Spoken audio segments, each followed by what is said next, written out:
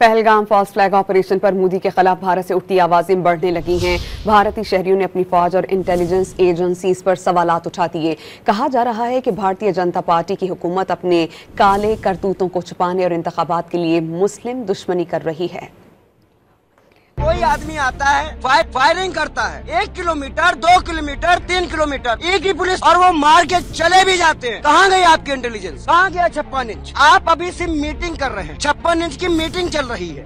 अंडे ले रहे लोग, हर बार तैयारी कर रहे हैं। सरकार इतनी दलाल है कि आपदा में अवसर ढूंढती है। जैसे जितना फोर्स किसानों को रोकने के लिए लगाया, उसका 2% भी तुम्हारे पास होता है। जो चुनाव से पहले क्यों होते हैं? पहले पुलवामा कांड हुआ, अब लोकसभा के चुनाव, अब बिहार में चुनाव आ रहे हैं, तो अब ये पहलगाम में हो गया। भारतीय जनता पार्टी सिर्फ कश्मीरियत को बदनाम करने के लिए और कश्मीरी देश के मुसलमानों को बदनाम करने के लिए, अपने कुकर्मों को छुपाने के लिए मुसलमान और मस्जिद का पिछवाड़ा लेता है, उनके पीछे छुपने की कोशिश करता है। बीजेपी क्या कह रही है? देश का गृह मंत्री श्रद्धांजलि देते टाइम रेड कार्पेट पे चलता है और देश का प्रधानमंत्री बिहार में सत्ता के लिए अपनी चुनावी रैली करता है, मंच पे हंसता है।